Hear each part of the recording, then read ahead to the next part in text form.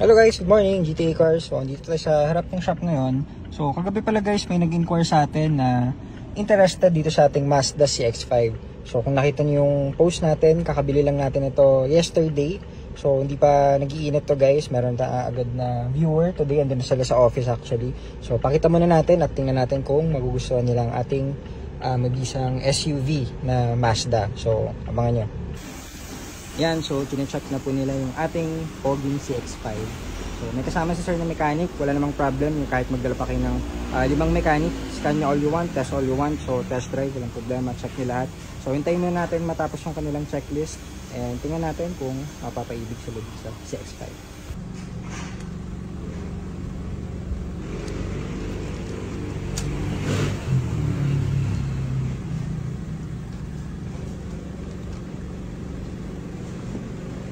Yan sila sir guys, road test daw muna tayo. So tayo na lang mag-drive kasi first car daw pala ni sir yan. So hindi pa siya marunong mag-drive. Ayan, so ikot muna natin at tingnan natin.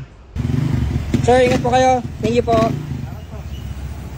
Yan, so guys, Sir Hernani, napakabilis. Sold na agad ang ating Mazda CX-5 2015 model, top of the line. So inunahan ni sir, kagabi lang natin nakuha to kahapon guys. Teka sa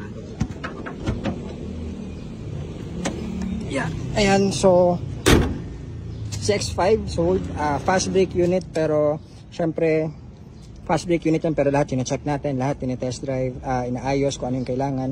So yung mga ganito guys, syempre may quality check pa rin tayo kahit fast brake unit yan. Yung mga gulong na to guys, bago na to, bagong PMS and everything. So yung mga kailangan pang gawin, ayusin na lang natin.